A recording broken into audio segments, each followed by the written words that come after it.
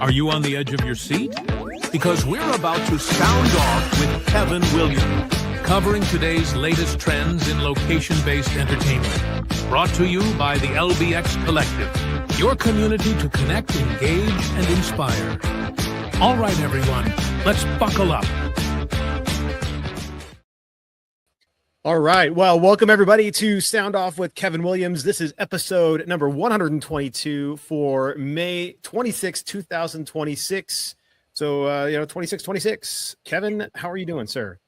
I'm doing well. At least it isn't 6-7. Yeah, there you go. All right, perfect. Well, let's dive into it. How are you going to change my mind this time? Well, it is one of the things that I'm sure Chuck would be able to go into much more detail about, but it is that money, the cheddar that we're leaving on the table regarding the entertainment component. I am of a very strong feeling that the private party and the private hire business is greatly underestimated in our sector, and I think now that it is that private hire business, especially in the competitive socializing side of the sector, that is making the lion's share of the revenue generation going into facilities. It is that hidden additional spend. People post-COVID are much more likely to hire a social group outing now, rather than, entertainment venues are not just for parties anymore. They are gathering facilities, they are places to unwind, and it's how we monetize that sector in our industry that is making me feel that this is a greatly undervalued aspect of our business.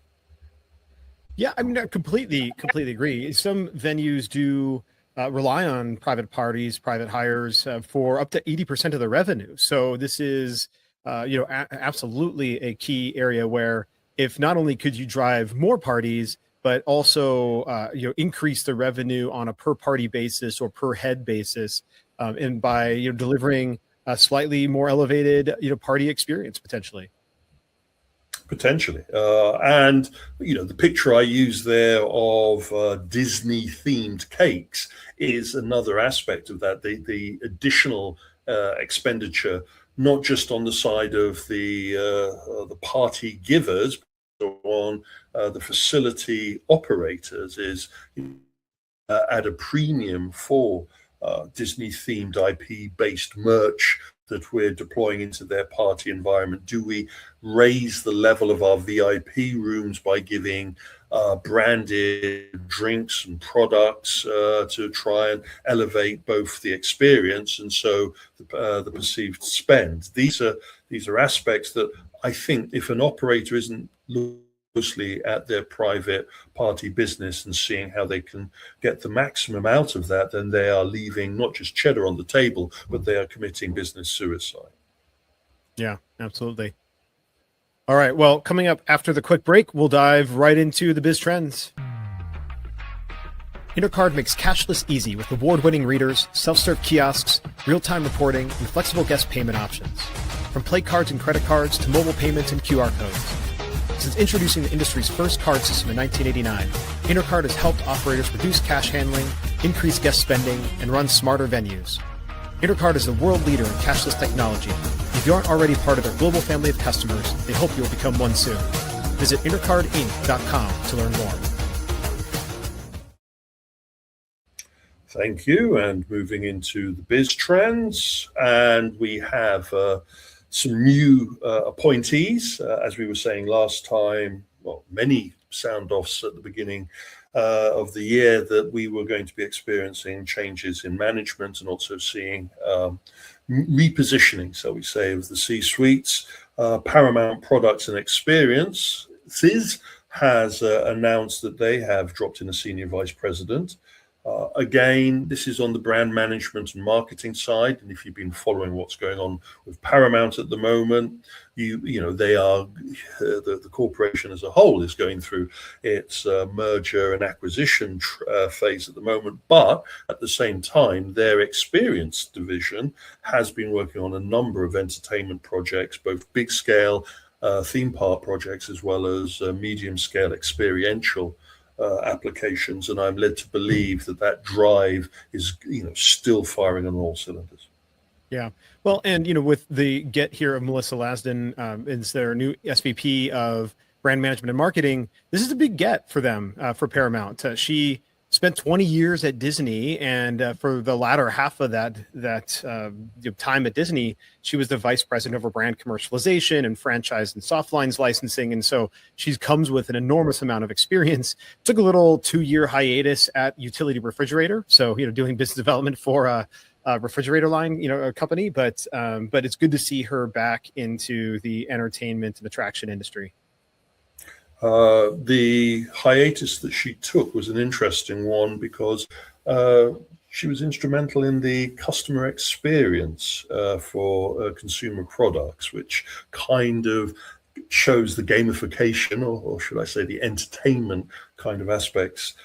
All of these sectors are becoming connected, from an airline executive having the chops to work into location-based entertainment, or a toy brand developer being able to get involved in location-based entertainment.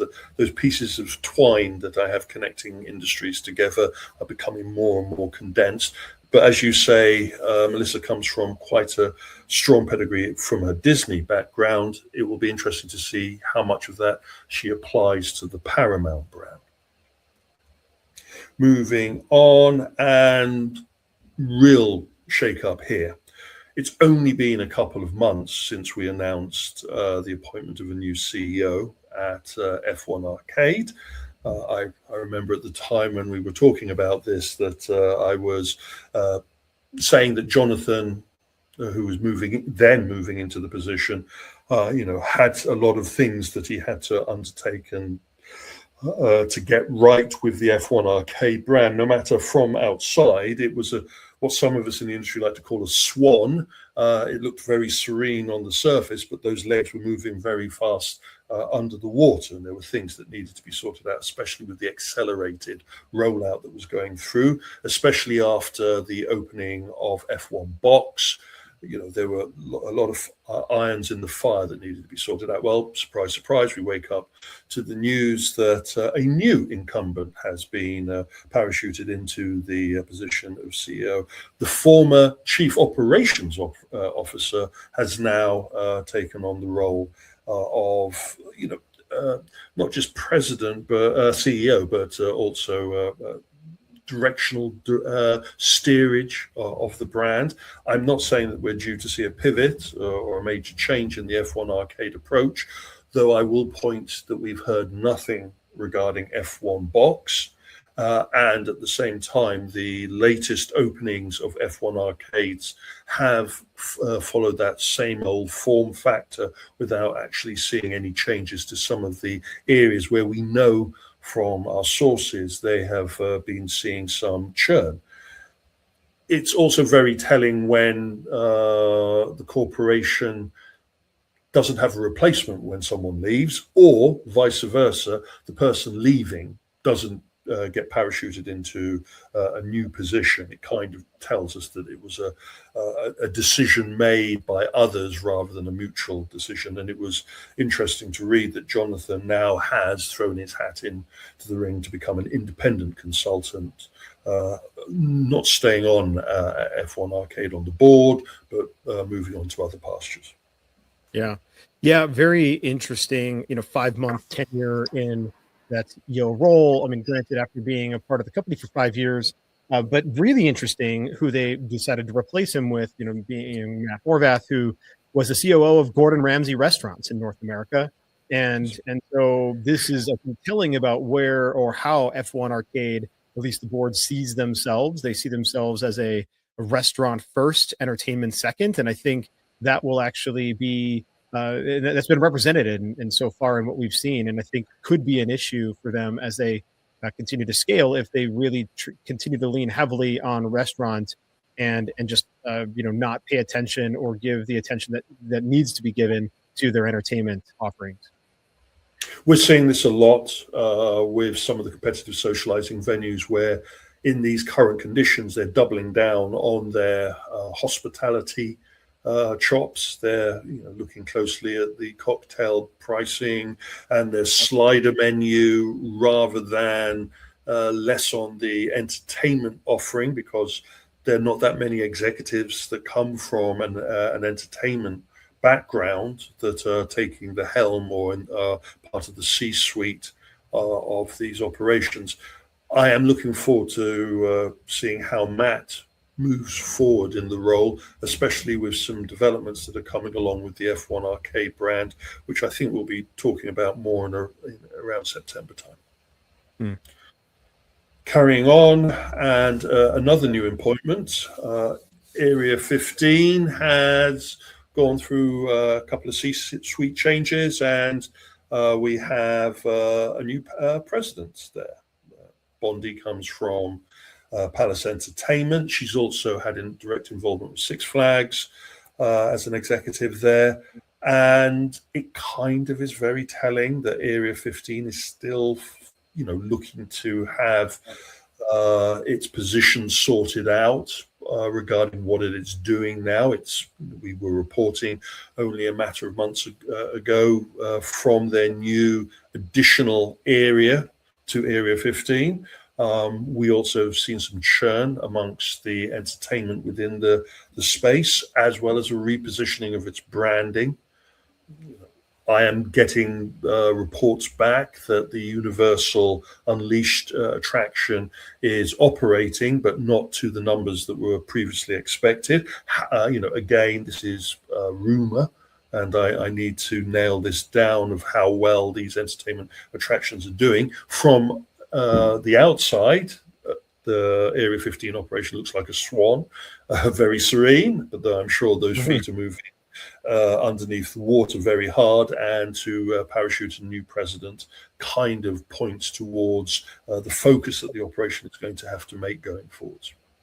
Yeah, absolutely. And, she, again, comes with a decent pedigree from Six Flags, short time at Palace Entertainment, but then also was on the board of directors for IAPA for a 3-year term. And so, has association background in addition to obviously operational background. It'd be interesting to see what changes she brings or additions or improvements she brings to Area 15.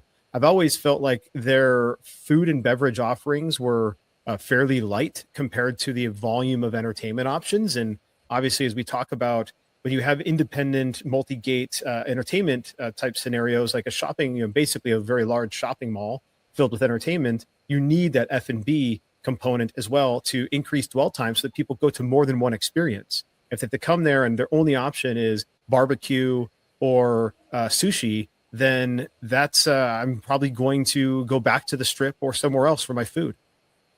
If you can make it, if you can get a robo taxi to take you. I always, every time I go to Las Vegas, I do my evaluation of Area 15, because you kind of hit the nail on the head. It has approached the entertainment mix like a shopping mall. The individuals behind the creation of the concept come from that type of background, and they applied that kind of metrics to Area 15. I didn't expect by 2026 to only be talking about one Area 15. We had expected by this point, that the Florida facility would have opened, which was nixed, and they decided on selling the land there. I had expected that we would have had a wider mix of new entertainment venues within the Area 15 Vegas site, especially as you see how much Area 15 is impacting the spend or the construction spend of many of the casinos out there. I would say that Area 15 has shaken up the thinking of many of the casino resort venues, and they're now borrowing heavily from their game. And that is the point about being an outliner. Once you've got the ball rolling, you've got to keep up with that ball, or else you'll get rolled over by the crowd that's following it.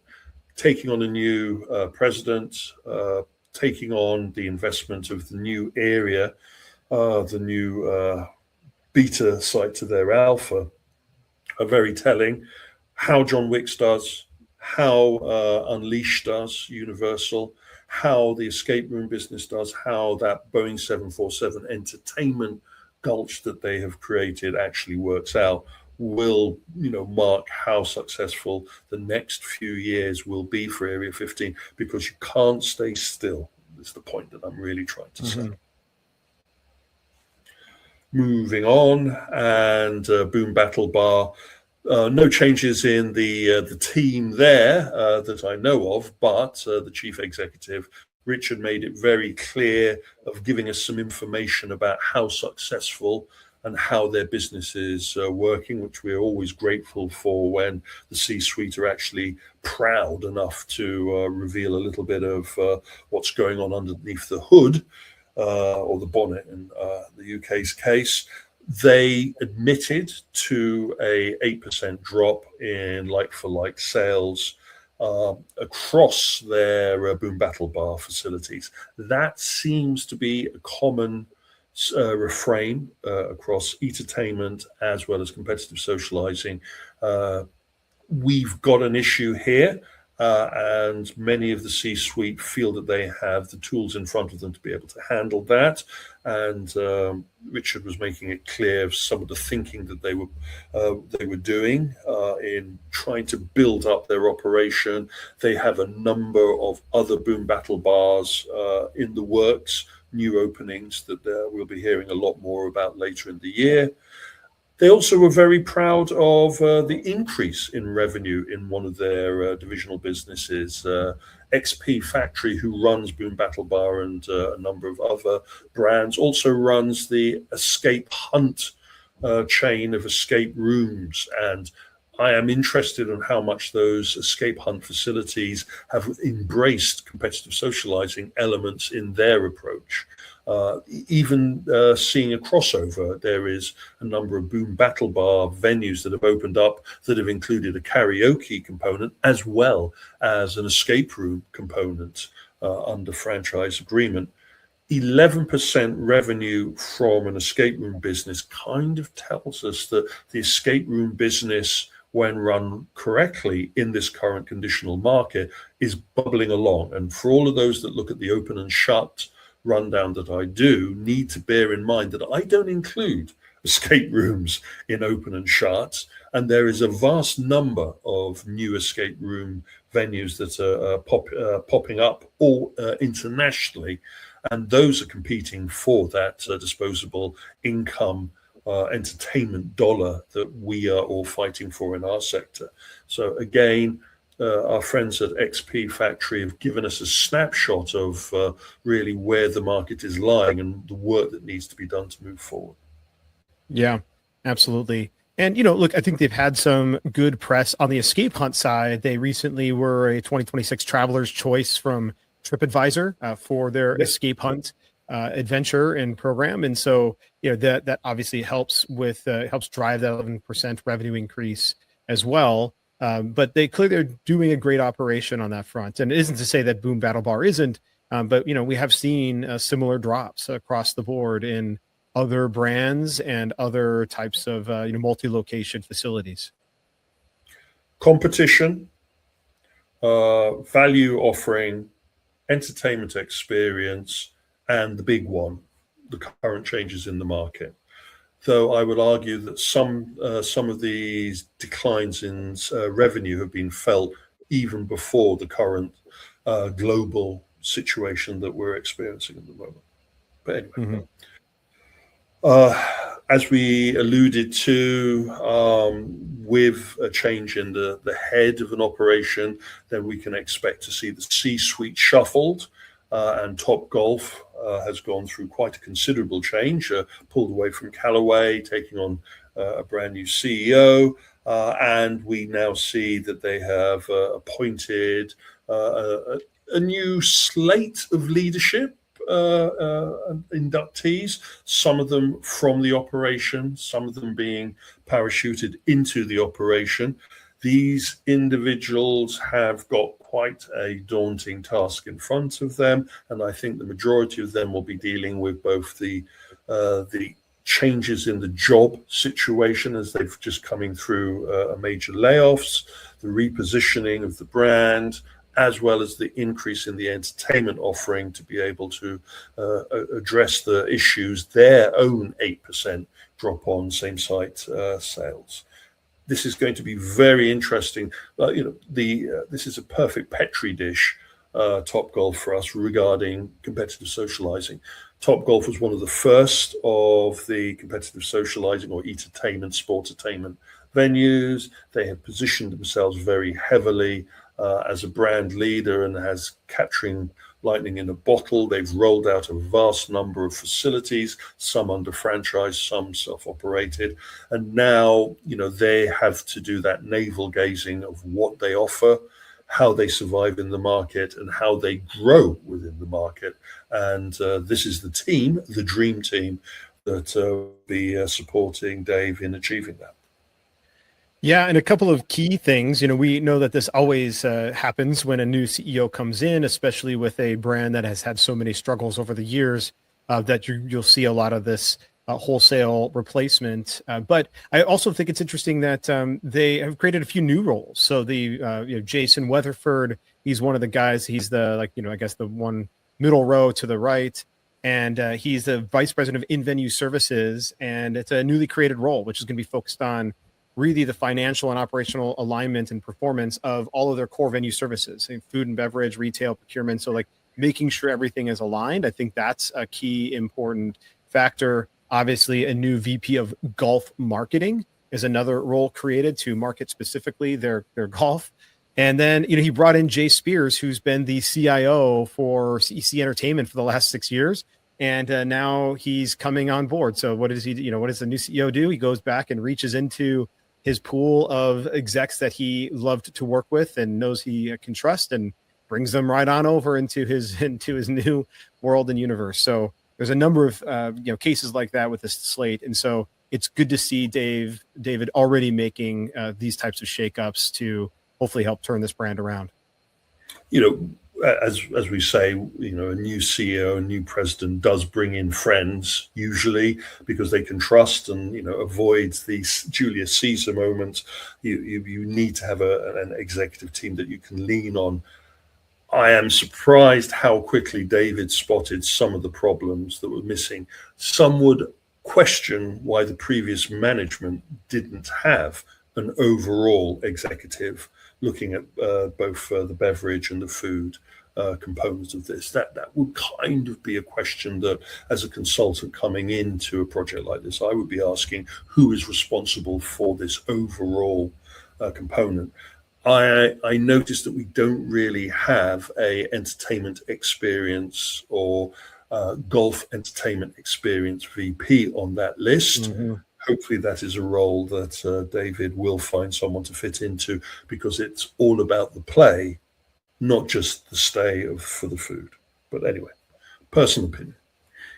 Moving on, and again, transparency to the market and the ups and downs, and our friends at United Parks and Resorts, who run SeaWorld and Adventureland and Busch Gardens, they turned around and kind of confirmed the news that we've been hearing across the market. Attendance was down, revenues were down, and they're blaming the weather and the Easter shift. What they mean by the Easter shift is the shift in people's holiday time during the Easter period of last year. They also kind of were blaming that they were finding high winds of problems from the customer base on how they spend their entertainment resource money, or resort money, I think would be a better terminology. The issues that I'm seeing here is this is quite a major outlier. United Parks and Resorts is the ultimate, as it were, in giving us a snapshot of how the aquarium, the mid-scale resort and the theme park market are doing, or the themed attraction market's doing. And it's not good, but they're hoping for better conditions going forwards.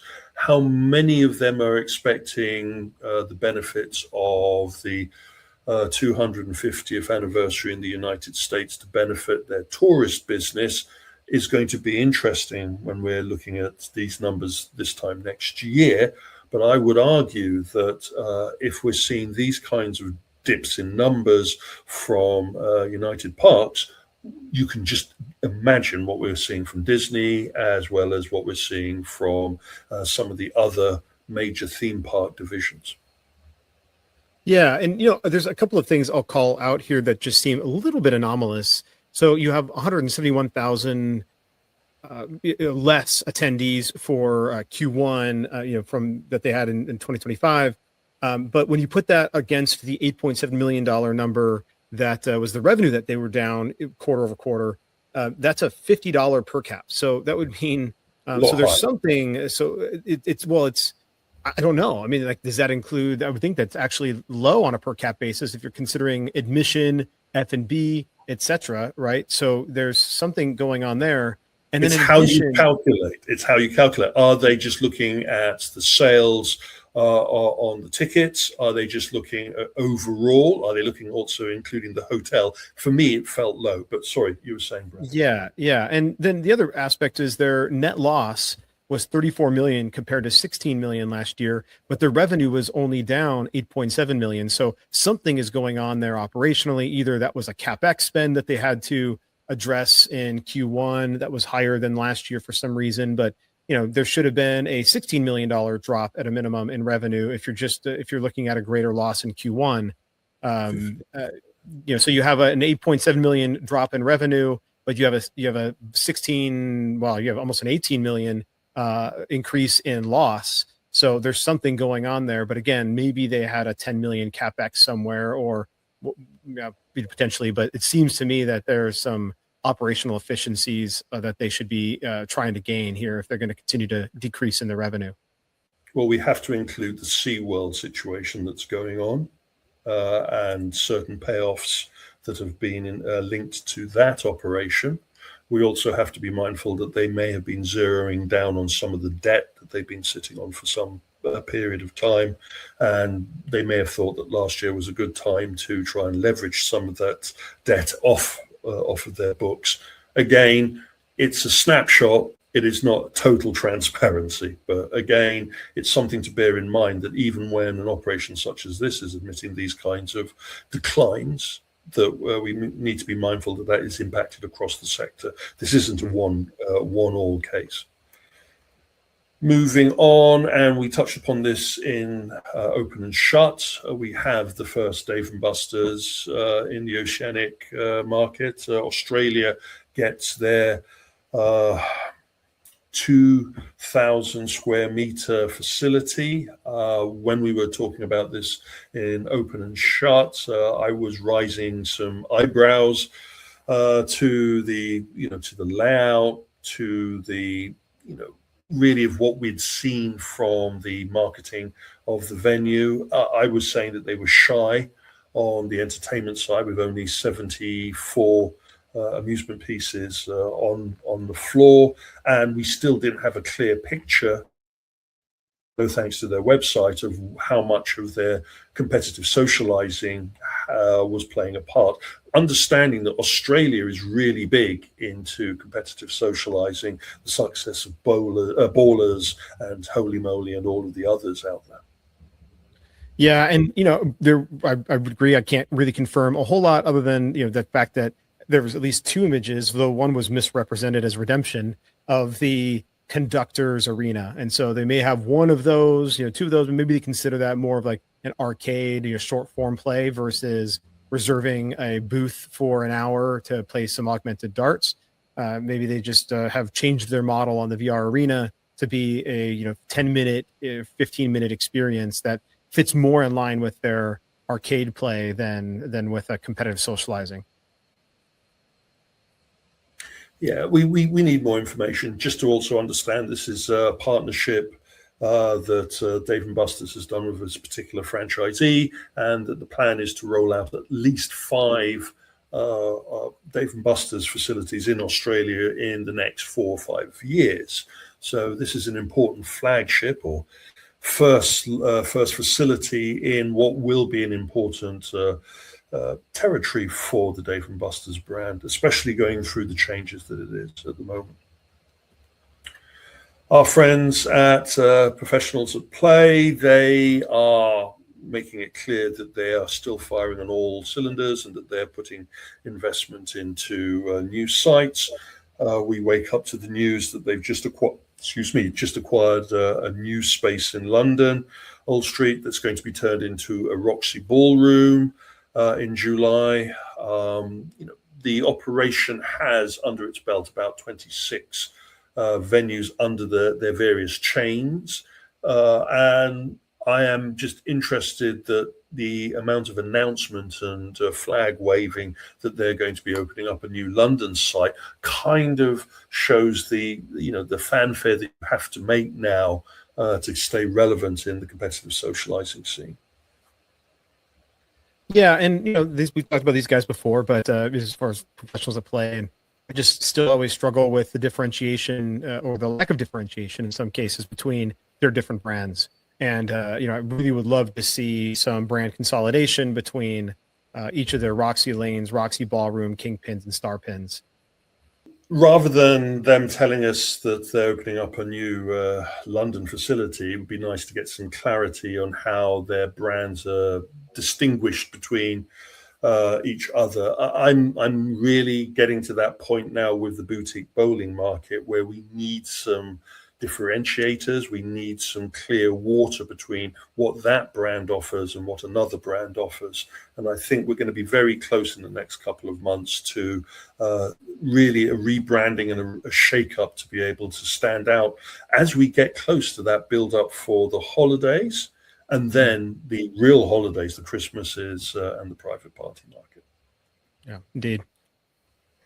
Moving on, and our friends at Mirror, we talked about their China rollout of new venues linked with the Jackie Chan cinema chain. This is the virtual reality social entertainment experience, an audience-based player arena, big screen entertainment mix. Well, the company has just made quite a major announcement that they too will be breaking into the Australian market. As I was saying just a minute ago, that Australian market is embracing competitive socializing very heavily, and they're embracing the new generation of competitive socializing. For me personally, Mirror has still, I have still to see it really establish itself. I understand the success of finding their Chinese partnership, but I'm still very keen to know how their North American flagship facility has been doing, to see what lessons have been learned. But it's obvious that CHE Group has felt that this is a strong opportunity to jump on at this point, and they are planning to open a number of these VR experiences in the Australian sector.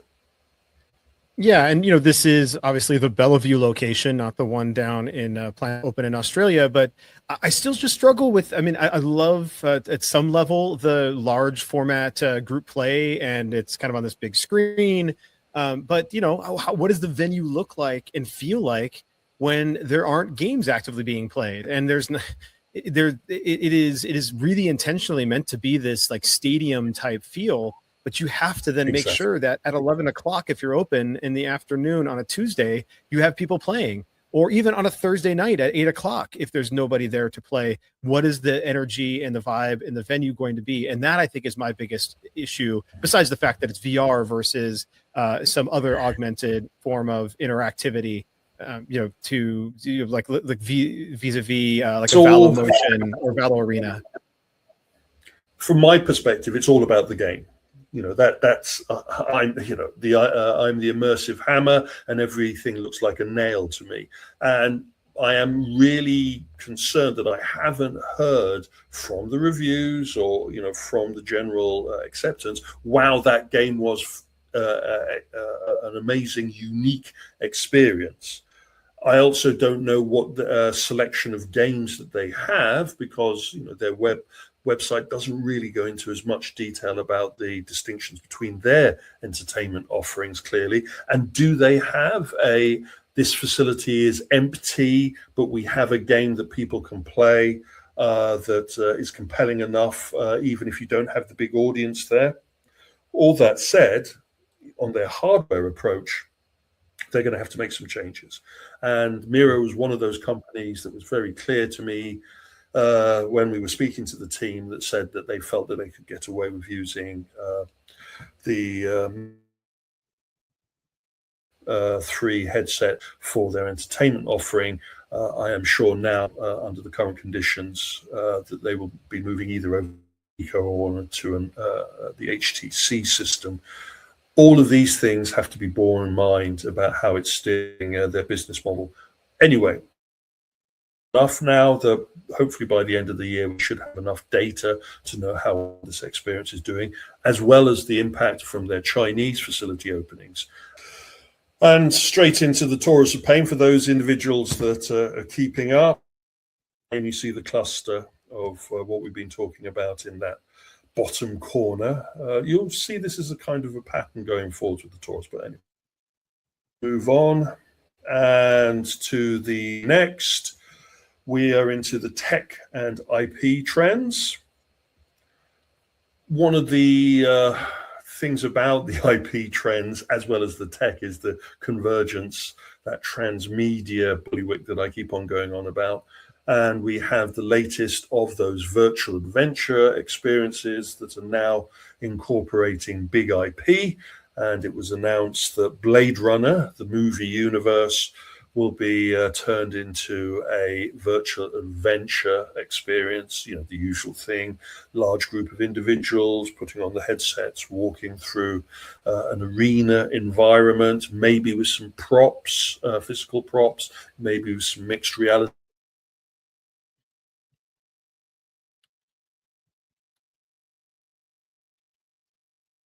Projection mapping. This is, and as we go forwards with this type of technology, we will see other major IPs wanting to include their name or their legacy brand into this. I'm interested how much of the latest Blade Runner movie that they're going to focus on, or if this is going to be more focused on the original Blade Runner movie, though again, this sounds more like a tour through the universe than a specific movie recreation. Yeah. Would be interested to see, what some potential, some clips from their experience is, to see what, get a sense for what type of experience. It's not entirely clear, other than that, some XR storytelling, language on the website currently. Yeah, and again, this is one that's going to be parachuted into the Montreal facility to begin with before they roll it out. So we're kind of seeing a pattern. The same thing happened with the Black Mirror. We've finally got some pictures of the Black Mirror experience, so we have a much more clearer idea of that. I think this is kind of how these virtual adventure operations are going to be informing us, drip feeding the information so that they can control the narrative. Our friends at Netflix, they have had great success, of course, with the K-pop Demon Hunter brand, based off of the streaming series. We've seen it turned into, an immersive entertainment experience, and now we're going to see through a partnership with AEG the whole performance turned into a live stage experience that is going to travel North America to begin with. How much of this is inspired by the ABBA experience? How much of this is being inspired by what we've seen in Japan with the virtual character performances, the synth performers? I think if the market is right, and if there is a strong hunger for this kind of experience from their audience that is already proven that they love K-pop Demon Hunters, then it is obvious that you're going to milk this cow as much as you can. Let's just hope that they don't have an Elvis experience on their hands. Well, yeah, I mean, I think that's the big question for me. Is it going to be the successful ABBA experience that we saw, or is it going to be an Elvis experience? They have to be able to nail this, and Netflix really has to be able to nail it. They've had a good run so far of a lot of their partnerships, especially the partnerships with Fever before they obviously developed their own Netflix houses. And so this will be interesting if they can pull a live experience off, and do it well. I think Netflix will have an impetus to really pull this off, because of course you could consider creating a smaller version of this to be parachuted into Netflix House once it's done its North American big tour. Carrying on, and we have companies now positioning themselves to embrace the mixed reality future, where a couple of months ago or a year ago, this would be a VR studio being created. Now it is being called a mixed reality development studio, being created under the We Rise Up brand. This is a mixture of the Portaventura Adventure Lab operation that is being pulled out and turned into its own standalone studio that will focus wholly on development of these kind of attractions for their parks, but also to be sold to other venues. I think it's really telling how much we have gone from the hype of what virtual reality theme park attractions were going to be like to the reality of what mixed reality attractions are actually being deployed in the market. And we've touched upon Portaventura's additions of mixed reality attractions in previous sound offs. My core focus here is observing this and following this rise, as it were, in this business, is how much of this can be established as a technology trend, or how much of this is established as a strong revenue generator for a park.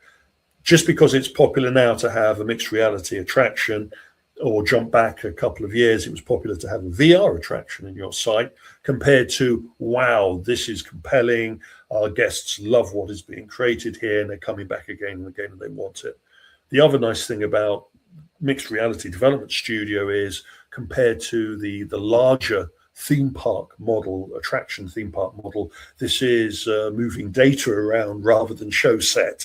So it is a much more configurable and changeable, seasonality focused kind of entertainment approach. That transmedia component of having IP dropped into your experiences, along with what really we're talking about here, phygital development for the theme park sector. Yeah, absolutely. And I think it's telling that it's founded in partnership, not just spun out from Portaventura Adventure Labs, but founded in partnership with Vekoma, who, is one of the larger roller coaster ride manufacturers. They make some other attractions, but they focus primarily on coasters. And so to have this partnership in this co-partnership between Vekoma and Portaventura World with with this new mixed reality approach to rides, it'd be interesting to see what rides we're going to see develop for the attraction space. I would say that this new operation is going directly up against operations such as Mach 1 and their VR coaster operation. It would be interesting to see how long VR Coaster keeps that branding and they change it to MR Coasters, but maybe we're getting ahead of ourselves there. Moving on, and we talked about EVA a few sound offs ago and the injection of capital that they had received. Now we're seeing some of the results of where that investment is going, and they've just announced a partnership with Ubisoft, and VR once again sees the return of the Rabbids in location-based entertainment. Rabbids Color Chaos is going to use their large free-roaming VRX platform to offer an entertainment experience, a very family-friendly kind of late tag kind of experience from the video that I've been watching of the experience. This is an important one for EVA. This is the first time that they've really gone for a an IP branded release on their platform. And this is a kind of a pivot away from their more esports focused entertainment application. It is also very telling that the company is now expanding their suite of content, and they feel a partnership with Ubisoft is going to accelerate that. Understand, of course, Ubisoft is partnered with LAI Games in the amusement sector with their All Stars and also the famous Virtual Rabbids platform. I think this is a killer get for EVA, EVA. This is first of all, the actual gameplay looks very reminiscent of Splatoon. Splatoon is a very popular game on the Nintendo platforms, multiple different Nintendo platforms, and so this will obviously drive the demographics down to a younger age. Also help cross gender as well. I think, as I've said before, I think the EVA, free roam, what we'll call their standard game is still one of the most enjoyable and one of the highest resolution games that I've experienced in VR from a free roam standpoint. But to have this Rabbids Color Chaos, I think, is a great addition to their more militarized versions of their games. Yes, it is a departure from their esports PvP style of play. Mm-hmm. We've also seen EVA do some investment in their virtual reality go-karting platform, which we hope to have some more information about closer to the IALPA Europe event. This is what you have to do if you're going to be an international brand and you want to position yourself. You have to have a broad suite of content. That broad suite of content can be deployed in many areas, and our friends in the VR adventure scene, as I'm trying to label this aspect of the market, have been working very hard on getting into relationships with museums and unique venues.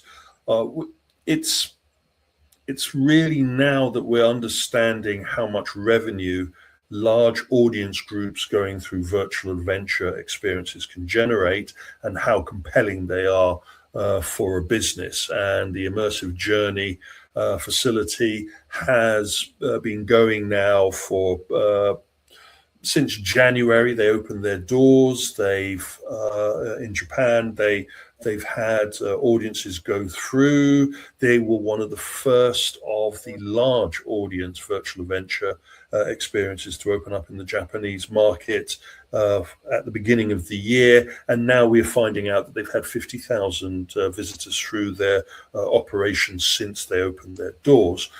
This is all very telling, nothing to sneeze at. 50,000. You can do the basic maths that if someone is paying on average between $20 and $30 for that 45 to 55 minute experience, that you're coming away with an interesting revenue model.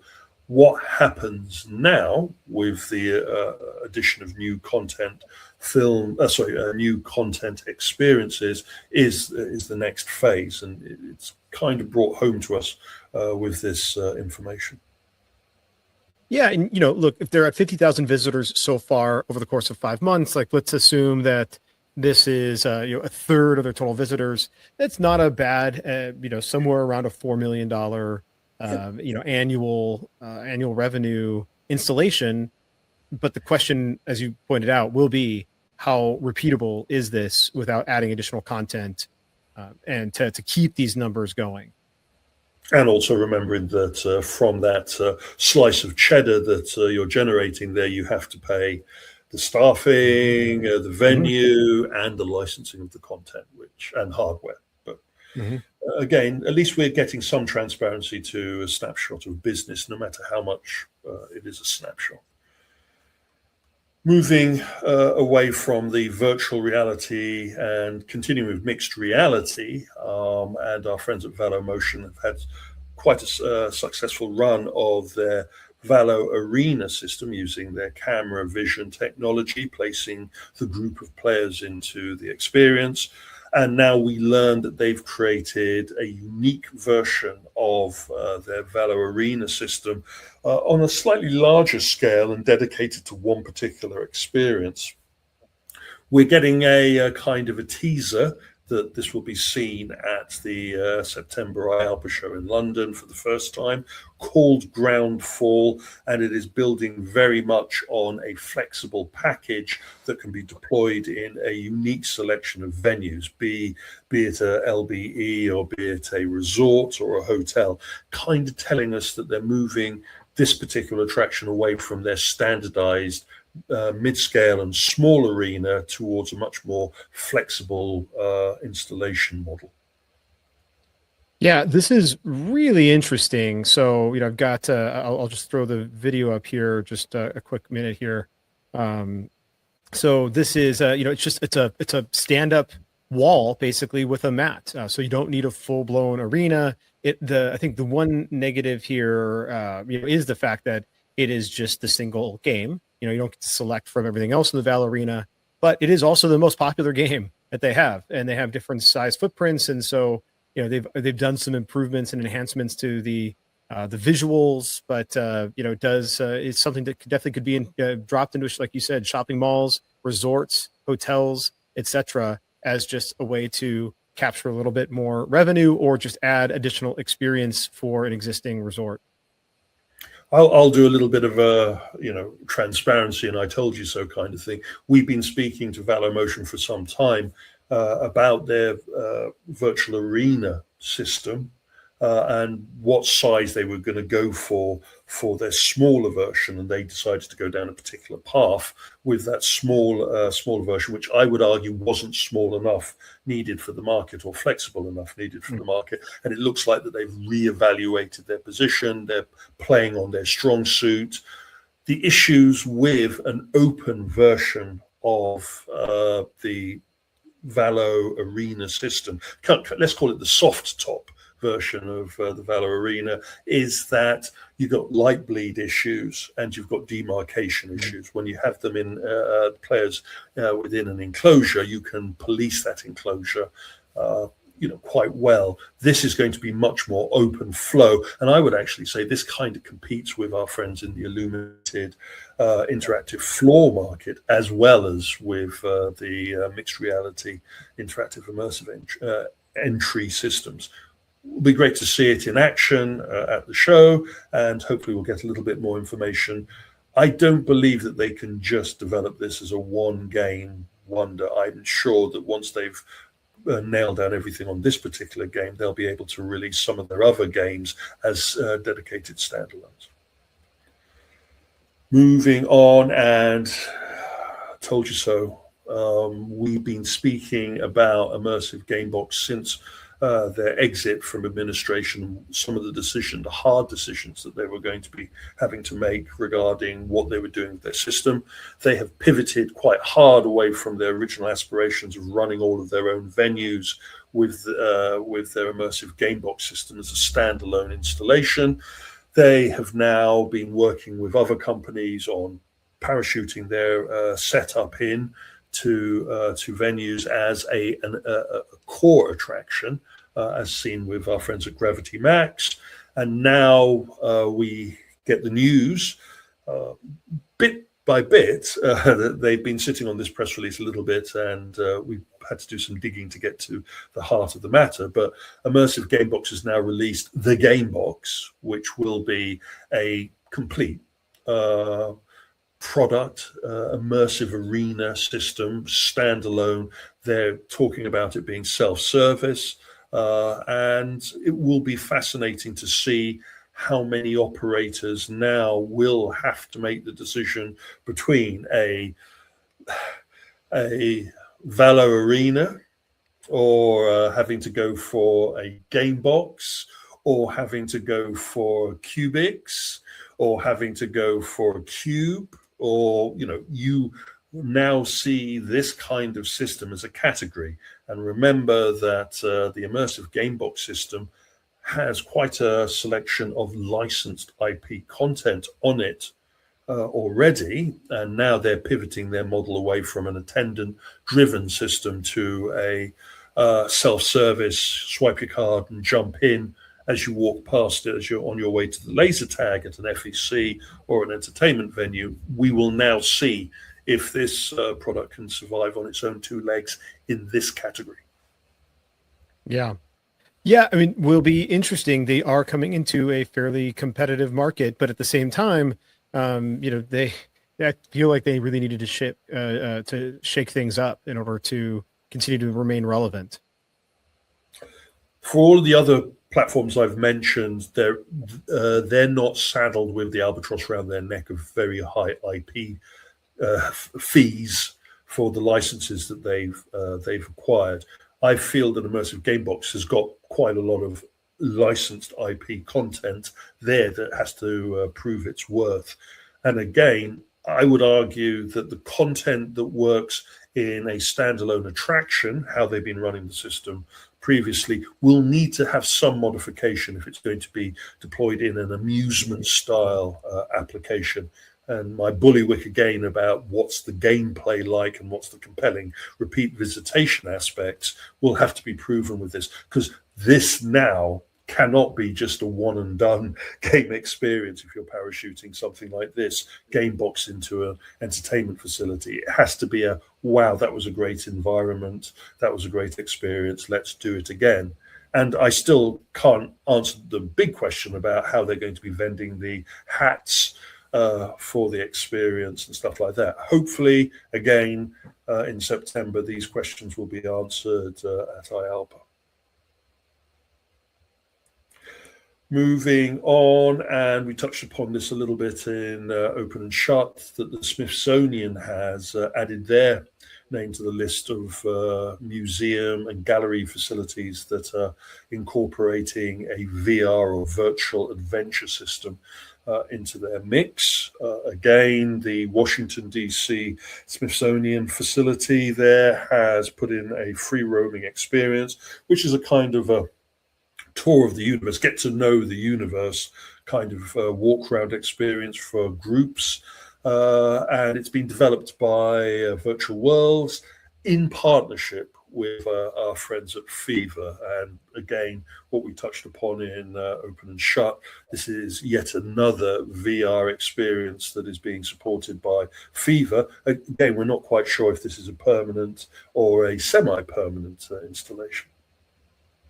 Yeah, well, I think one of the great things about this type of application for a museum is that museums have, on a regular basis, swap out exhibitions and exhibits. And so something like this can be temporary, even if it's temporary for a 9-month or 12-month run. But they historically will bring in new temporary exhibitions and then bring in something new for that particular space. And so that gives them a chance to generate some additional revenue, have a really unique experience, test it out without having to really feel like they're having to go all in on something that's permanent. Agreed. Moving on, and Hasbro, you can call this the transmedia moment of this particular sound off. We are looking at Hasbro really doubling down on its transmedia investment in some surprising directions. We knew about their Brazil plan for a Transformer attraction or visitor experience. But then we've also woken up to the news that the Monopoly brand, after Monopoly Live, is now going to be Monopoly Steakhouse. Someone in Hasbro's experience operation obviously has been to the hospitality trade show and decided that they needed to partner with a famous steakhouse mogul and to come up with the Monopoly Steakhouse. To coin a phrase I heard on social media, when I'm playing Monopoly, I don't usually have an urge for a full steak dinner. But I'm sure that this brand could be turned into something that would be appealing to an audience, a diverse audience. This just sounds stupid. I mean, I don't understand. Have a really great steakhouse. I don't know what, unless there's like 7 steakhouses along this road where they need a differentiation, and so they paid IP licensing fees to Hasbro for this. Now, I will say they've gone all in. I've got on their site here. I'll share, like, they've gone all in on the branding for Monopoly, and kudos to them, I guess, for not not shrinking from it. But you look at their F&B, even their desserts are fully Monopoly themed. They've got drinks, their cocktails in a Monopoly silver boot, and other drinks in the Monopoly vehicles. So like there's some real serious cash being spent to enhance this Monopoly experience. And okay, I guess it's a swing for sure. I feel like you could have a really great steakhouse without necessarily having a Monopoly immersive experience. The only caveat I will use here is that we've seen other brand, more of a transmedia brand, create a unique dining experience based on their IP with an ulterior motive. And that was our friends at Netflix, who had the Netflix Bite concept, which raised a number of eyebrows at the time, only for us to know that they were using this as a landing strip to work out how they were going to then incorporate branded and themality of food dining into their bigger picture. Are we about to see a Hasbro house, which will incorporate a dining component and all of that? And this is being used as a test phase. I don't know. I don't want to read too much into it. It is an interesting one, and let's hope that the steak is not prison quality. Go to jail, have a steak kind of thing. But it's an interesting one all the same. Our friends at Five Irons Golf have added their name to the list of tournament operators. We have other competitive socializing venues that have internal tournament capability to their operation. I think of the tournament feature that Electric Shuffle has, as well as I think our friends at Topgolf also have a tournament app supported component. Well, Five Irons is doing the same for their golf simulation component, and they're running big tournament games with big prizes, all launched off of an app, all trying to breed the most important component of competitive socializing, which is repeat visitation. Having your score beaten or getting involved with a championship where there's prizes on the line is a compelling way to get people to come back again and again, and also to bring new people to the mix. And we're looking forward to seeing how this works in practice. Yeah, I'm surprised it took as long as it did to implement these guys. So good to see. Should be interesting and certainly is compelling. It begs the question for the other venues why they don't have their own tournament system. And again, it goes back to my earlier statement about gamification and understanding the entertainment experience you're offering. But I don't want to belie the point too much. Chuck E. Cheese following behind our friends in Gender with the reveal that they're going to be using AI technology towards the policing, the structuring, the general operation of their facilities. These cameras will be checking on the prevention of theft and loss from the facility. They will be also checking on the operation, the flow, and the management. And they have dedicated Archinak, yes, I think would is a software package or a full firmware package that will be applied across all of their key sites using AI technology, as well as a lot of data collection to help better achieve a more operational experience. Interesting. Touches upon what we were saying with the digital investment that our friends at Genda had been doing across the Geico sites. Yeah, We yeah. will see other venues do this. Most of this will be opaque to us because most operations won't be revealing that they are actually using this type of technology. But here we go. And to finally the talking point, and I've been away for a couple of days now in the glories of China. I would like to thank the operation team at the Asian Amusement and Attraction Show in Gaozhong. It is a show I have presented at a couple of times before, and the experience just gets bigger each time I'm there. We were lucky enough to be invited to be one of the keynote speakers at the summits that were being run on the show floor at the same time as the exhibition. If you're not familiar, we're talking a vast entertainment exhibition, much bigger than the fest that is IALPA in Orlando. It is multiple halls, over 4,000 exhibitors, vast number, and over 200,000 attendees.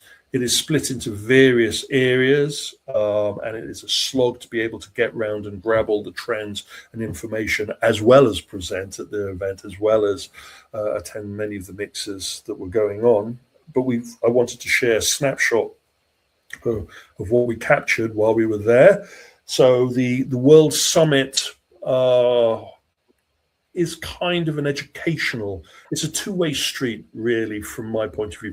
The organizers invite individuals from the international and local Chinese sector to present to an audience mixed up of operators, executives, and new entrants into the market. So it's also part of an educational program, and we get to present on trends and technology.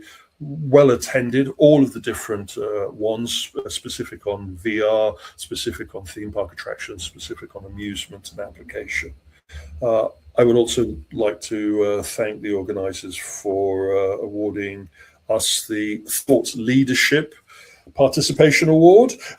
Only joking. The issue here is that you actually feel, compared to many of the times when I'm doing presentations where I feel sometimes I'm preaching to the choir, on this particular occasion I am presenting to a clean slate of executives and developers that are eager, hungry to know more about the international market. In many cases, they don't have the access to the research and development that we have to compile for our Western clients. That said, I really would like to congratulate all the speakers for the depth of information. We were lucky enough to have some individuals from Fun Labs come over from Australia to give us some details on their application into the market. We had some of the leading Chinese amusement developers as well as the VR developers. But that was the core reason why I was dragged kicking and screaming out there. The secondary, of course, was for the products and for the trends. The amusement mix there was vast. Adam has done a fantastic job in going into detail over what was seen at the show. And I'm not going to repeat that again. I'm just going to try and talk about some of the aspects that weren't touched upon then and also stood out to me. Copying, emulation, whatever you want to call it, it is clear that the Chinese amusement manufacturers have developed a number of products that in the lineup that we will be seeing in the next couple of months coming into the Western market that borrow heavily from Western releases from last year and the beginning of this year. How the market deals with that, the Western market deals with that, how much is a emulation or a copy, and is there anything to do to address these facts, or even if anyone cares and they just are focused on the ROI and the coin box, those are Those are issues that need to be policed. And I think at IALPA September and IALPA November, we will kind of see a denouement of where the Western market feels about the emulation from the Asian market and how they can work together. We've been here before on this kind of problem. We had exactly the same situation in the 80s between the American amusement and the Japanese amusement sector. So we will find a way. That's always common. One of the elements that Adam didn't have enough time to touch upon, which I wanted to draw our attention to, was the appearance of amusement attractions, or what I used to call mid-scale attractions. These are amusement products that are built on a much bigger scale to be an attraction in their own right, their own immersive enclosure kind of system. And our friends at Wallap had the Monster i3 system set up like that. I'm just pointing this one out because it reminded me very much of the Deadstorm Pirate mid-scale attraction, the big machine from the early noughties. And I'm wondering if we're going to see a resurgence of that type of approach. We really are now at the cusp of the deployment of the LED the anti-projection screen LED enclosure system. We had a number of examples on the show floor at AAA that really proved that the micro LED display panel systems are versatile and very compelling for 4D ride theatre and flying, soaring kinds of theatre installations. I've never seen so many installed, and I am sure that our friends in the projection industry are sweating bricks, if not bullets, over the appearance of this technology, because the prices are down, comparable, if not better than projection, offering a wider versatility. And also some interesting applications, domes made from LEDs, curved or tube style immersive tunnels made from LED technology. Very compelling, very compelling. FX, I was surprised to see queues upon queues of eager participants to get into one of a number of 4D theatres that were running at the show, and I was wondering why they were wearing Pacamax. Well, the wet 4D ride seems to be the thing that we're going to be experiencing in the market as a new trend or genre, as it were, and we're talking about Deluge. You get into the simulator and you're taken on a sea voyage, and water is thrown at you. It's quite a compelling experience. It seems to be managed well, and everybody that was coming out of these experiences seemed to enjoy it profusely. So watch this space. I am interested to see how much this would fit into the Western market approach. And I'm hoping that some of these systems will be brought over for IALPA, especially Orlando. I would really like to see if this is going to be the next genre on top of the soaring kind of 4D simulation experience. And again, it is using the latest of the compact motion 4D theatre attraction systems, so they can really throw interesting FX at you. And drenched after the non-flume ride drenched simulator experience may be something in our future. Yeah, interesting. It's like it's like a small footprint. It's like a small footprint log flume, dark ride. Yeah, interesting. Yeah, and this is one of 4 of the different ones that were dotted around the show. So though I'm only using maybe 1 or 2 examples in these pictures, there were many examples of these systems to show that it is more of a trend than just a one-off. VR was still there. For anyone that says that VR wasn't as big as in previous years, I beg to differ. Compared to last year, I would actually argue that there was a little bit more VR at the show. And it was interesting that additional VR was coming from arena VR systems, free roaming. Last year at AAA, and mainly across most of the Chinese facilities, we weren't seeing major manufacturers developing free roaming VR experiences. Well, now they have fully brought into that technology, and they are throwing all of their resources at developing those. And I have list upon list upon list that we'll go into in the Stinger report coverage, showing how much the Chinese are going to be playing their part in the VR arena, as well as the virtual adventure market. And I think this could be a new phase of the sector, though, again, it's dependent on how much the operational model works on the revenue.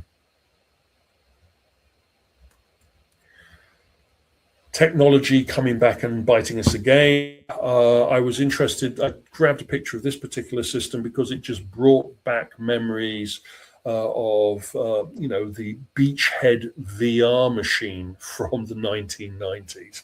It is that what was old technology is new again. This is that periscope system where it isn't really virtual reality head-mounted display, but you're looking through a periscope visor, a battle zone kind of approach to the VR entertainment experience. And I can see this system, especially as it's the next generation of the gun visor shooting VR experiences that we've seen in the market, finding favor with some operators. Another blast from the past was actually seeing a 360 rotational VR machine and then suddenly being transported back in history and remembering the Sega R360.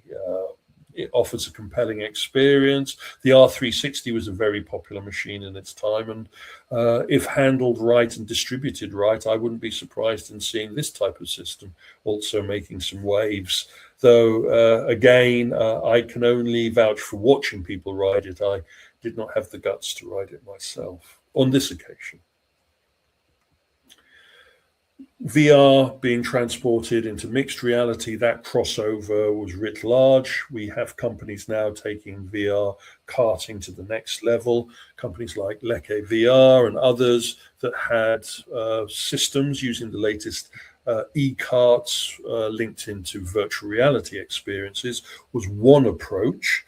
Though the second approach, and the one that was much more prevalent on the show floor, was the projection mapped bumper car and karting experience.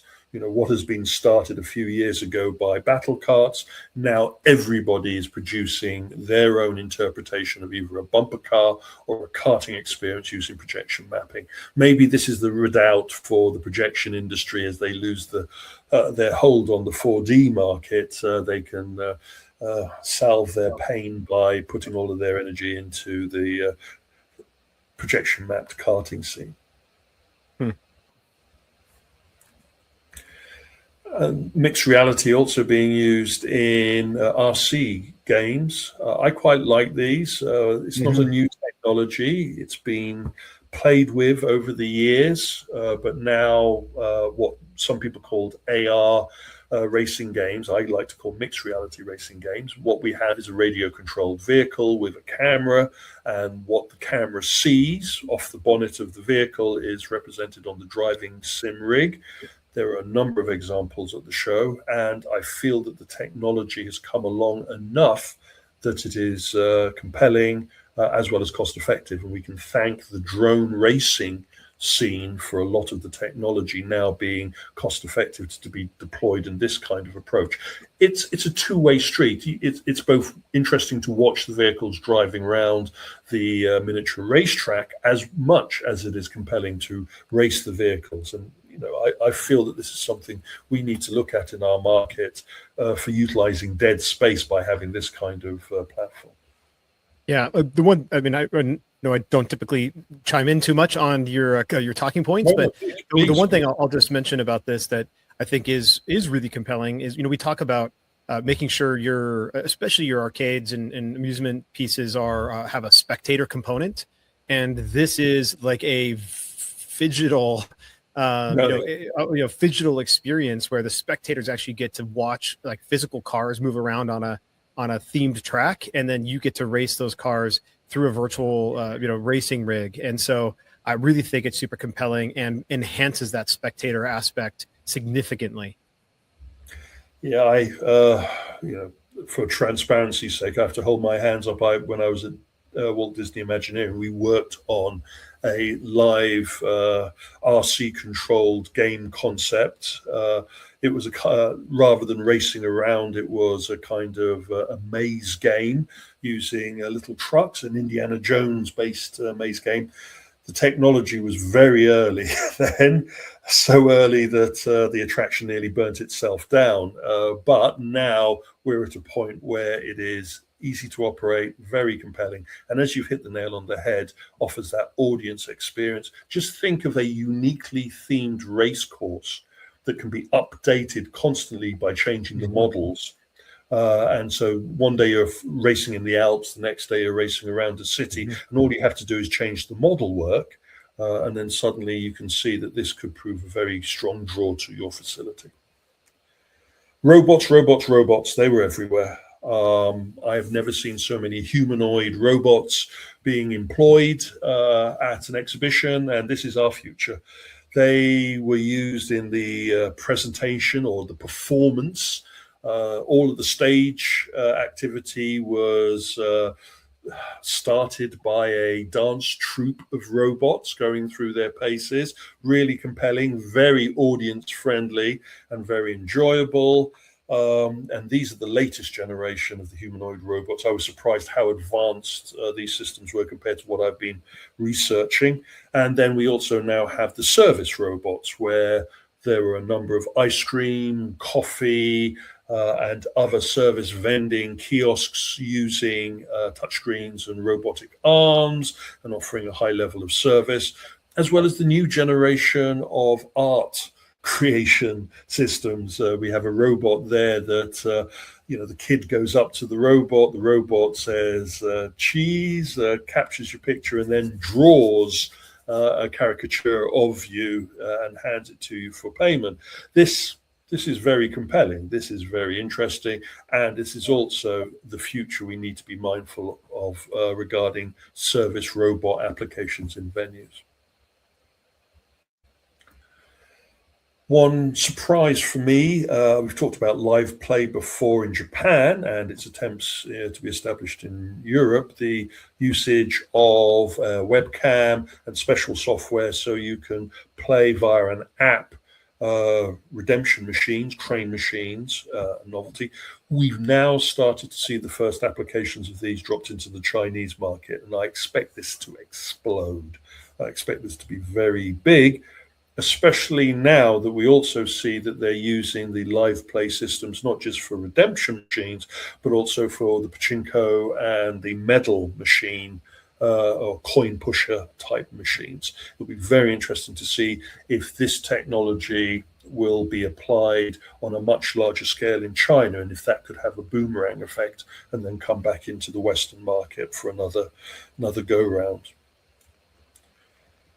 And one of the aspects about the AAA show is that it has a number of other components to it. Along with the tourism and the leisure, there's the theme park and the attraction. Along with the attractions, there's also the licensing and IP. Virtual reality, as I said, had its own dedicated hall, as well as having its own dedicated hall billiards. And the billiards and the amusement industry are kind of hand in glove in the Chinese market. And the billiards market is a vast multi-billion-dollar business for the Chinese sector. And it showed. They really did have a vast showing at the event. I only had a very brief time to zip round. Billiards isn't my penchant. I'm just interested how much it has an investment in the amusement side and the entertainment side, and then surprise, surprise, how much it's applying technology. Now, many of you will remember that I was at the Pool House mixed reality competitive socializing venue a couple of weeks ago. Well, surprise, surprise, we're seeing that projection mapping technology already being deployed into the Asian market with a number of examples. But also we're seeing the next generation of billiards using not just camera tracking of the balls, for scoring, but they're also incorporating AI now into that scoring, so you can have live tournament play and scoring information and gamification added. And then around the sides of your table, you've got the availability of putting some LED screens. I'm not quite sure what the phygital billiards table brings to the table, but it was an interesting investment in technology for this particular game.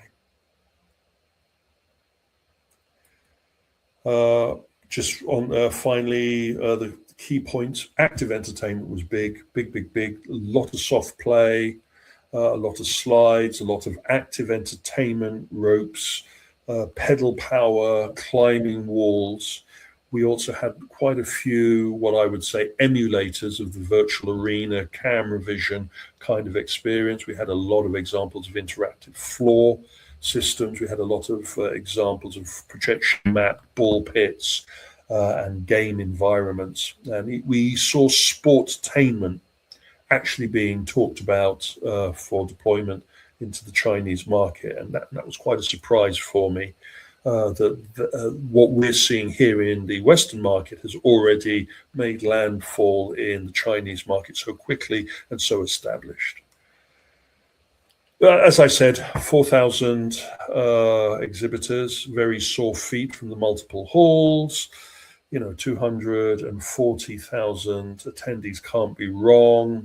For 3.5 days worth of show, that is amazing. And everything that we saw at that show will soon be turning up into our market straight away. So this is a valuable snapshot of the sector.